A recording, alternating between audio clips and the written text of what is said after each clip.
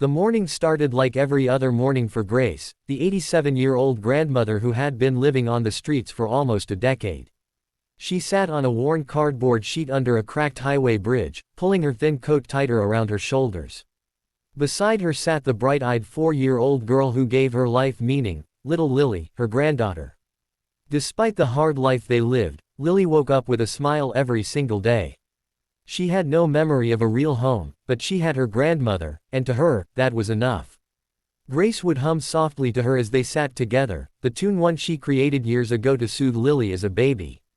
That soft humming became their comfort, their warmth, their escape from a world that had forgotten them. One chilly afternoon, as the sun dipped behind the buildings, Grace and Lily sat together singing the lullaby Grace had written. Their harmony echoed under the bridge, rising above the sound of cars and wind. A social worker named Emma happened to pass by, stopping dead in her tracks when she heard the delicate mix of Grace's aged trembling voice and Lily's pure, bell-like tone. It was unlike anything she'd heard, raw emotion shaped into music. Emma approached gently, unsure if she would scare them, but Grace smiled with a politeness learned from decades of hardship. Emma told them their voices were beautiful. Grace chuckled shyly, saying she only sang to keep Lily warm inside her heart. Emma recorded a small portion of their singing with permission, wanting to share it with coworkers. She never expected the clip to explode. Within hours, someone reposted it, and by the next morning, the video went viral. Millions watched the little girl and her elderly grandmother singing beneath a bridge. Comments poured in, people calling it the most touching duet they had ever heard. Strangers prayed for them, begged to find them, wanted to help them. Grace had no idea all this was happening until Emma rushed back the next day, holding her phone shakily, telling her that AGT producers had seen the video and were asking if Grace and Lily would audition. Grace felt her breath leave her chest. She had watched AGT on restaurant TVs when she used to work cleaning dishes before her health declined. But she never imagined someone like her, homeless, frail, forgotten, being invited. She said she was too old, too weak. Emma knelt and told her gently, "But your voice made the world stop. Don't you think that means something?" Grace still refused, tears forming in her tired eyes, until Lily tugged her hand and whispered, "Grandma, let's sing for Mommy in heaven." That sentence broke every wall Grace had built around her pain. She agreed. The next days were filled with preparation. Emma found a shelter for them to sleep in temporarily, and volunteers donated clothes. Grace kept practicing with Lily every night, her voice shaking from nerves. She feared judgment, feared pity, feared collapsing under bright lights.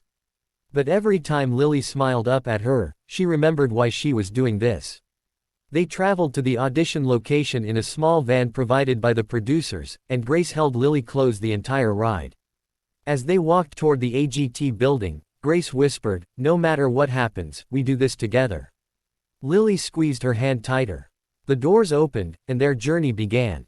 When Grace stepped onto the AGT stage, she felt the entire world staring at her.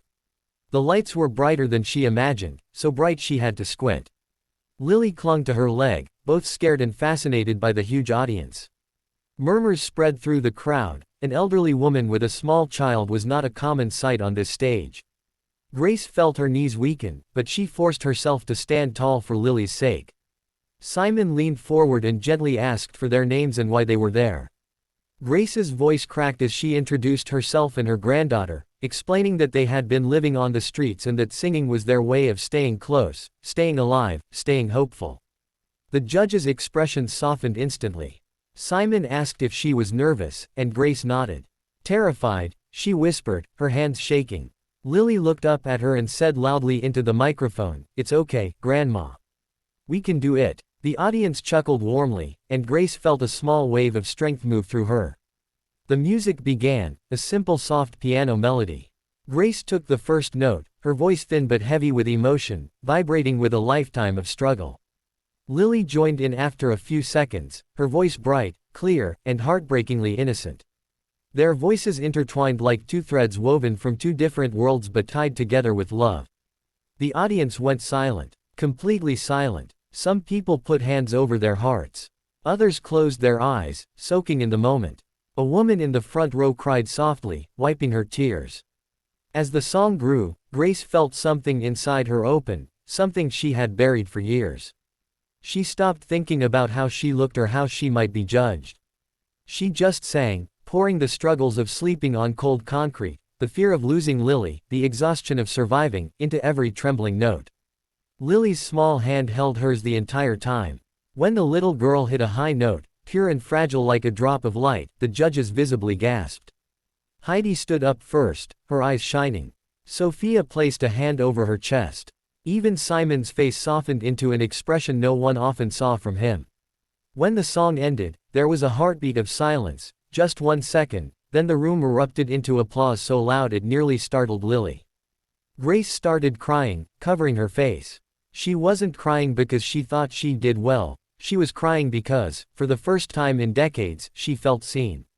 She felt valued. She felt human again. Heidi told her, "This is why this show exists, for voices that carry truth." Howie said their performance felt like a prayer. Simon told Grace that her voice carried more emotion than some of the greatest singers who ever stood on that stage. Lily proudly hugged her grandmother's leg, giggling because people were cheering for them. When they walked off stage, the applause was still echoing behind them. Backstage, producers and contestants hugged them, some wiping tears. Grace couldn't stop shaking, not from fear anymore, but from disbelief. Lily whispered, "Grandma, we did it." And for the first time in so many years, Grace felt hope rise in her chest like sunlight breaking through dark clouds. The moment Grace and Lily's audition aired on AGT, everything in their life changed faster than they could imagine. Overnight, the clip of their performance spread across social media like wildfire. People from every corner of the world began sharing it, calling it the most emotional performance in years. Grace, who once felt invisible on the streets, suddenly became the face of resilience and love. Lily, with her tiny voice and bright smile, became the child the world wanted to protect. Grace didn't fully understand how viral fame worked, but Emma, the social worker who had discovered them, explained gently as they sat together in the small shelter room that had been offered to them. Grace stared at Emma's phone, watching strangers cry and comment about how much their song meant. She saw thousands of messages saying they wanted to help, wanted to donate, wanted to find them a home. Grace pressed her hand over her mouth, overwhelmed. For the first time in decades, she felt like people cared whether she lived or died. Meanwhile, Lily was excited for very different reasons. She didn't understand the internet or viral videos, she just knew that more people were clapping for her and Grandma. A fan even sent her a soft, fluffy teddy bear through a local charity, and Lily hugged it as if she had waited her whole life for that single gift. She named him Sparkle, because she said he looked like the gold confetti that fell from the TV screen. Grace laughed softly, realizing Lily had never seen a real golden buzzer moment until she watched the recording of their audition. But with fame came pressure. Grace began to worry about their next AGT round, the judge cuts. She feared disappointing the people who now believed in them. Late at night, after Lily fell asleep, Grace would sit awake, hands trembling, wondering if her aging voice would fail her. She knew she wasn't a professional, she was just a grandmother who had survived too many winters outdoors. But she also knew Lily's voice was a gift, a light stronger than any fear she carried. As the days passed, news outlets contacted Emma asking to interview Grace and Lily. Grace nervously agreed to a few. She sat on chairs she had never sat on before, under lights she had never seen, telling her story. How she lost her home, how she raised Lily alone after Lily's mother passed away, how she sang every night to keep Lily warm in her heart even when her body was freezing. People cried hearing her words. Some criticized her online too, saying stories like hers were exaggerated for sympathy. Grace saw a few of those comments and felt her chest tighten.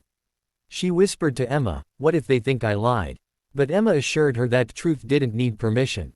"Your voice told the truth," she said gently. People who felt it know. Grace and Lily were invited to visit the AGT studio again for rehearsals. The producers were kind, helping them choose a song that would show their bond and emotion. Grace picked a piece she wrote herself, called "Carry Me Through," inspired by Lily. Every day, they practiced in a small room donated by a local community center. Lily learned the lyrics quickly, sometimes correcting Grace with innocent confidence. Grace loved those moments more than anything fame could bring. On the eve of their Judge Cut's performance, Grace sat beside Lily on the small shelter bed and whispered, "No matter what happens tomorrow, you saved me, Lily. You gave me a reason to sing again." Lily wrapped her arms around her neck and whispered back, "We sing together forever."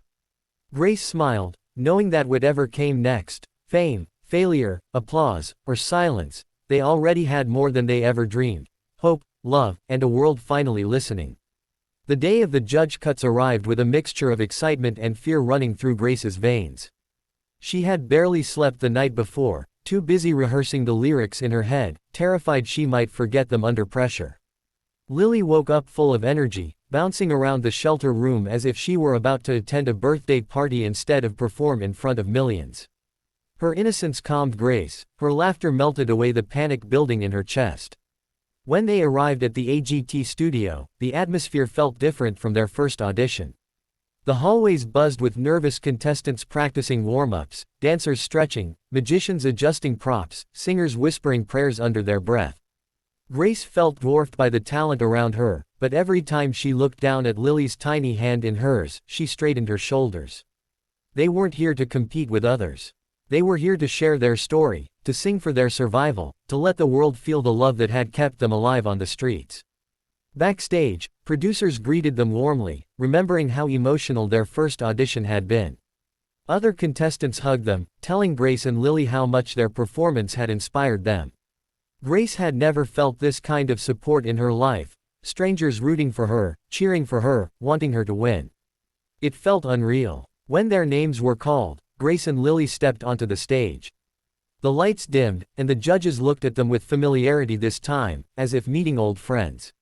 Simon gave a small encouraging nod. Howie smiled. Heidi pressed her hand to her heart. Sophia waved at Lily, who waved back excitedly. The music began,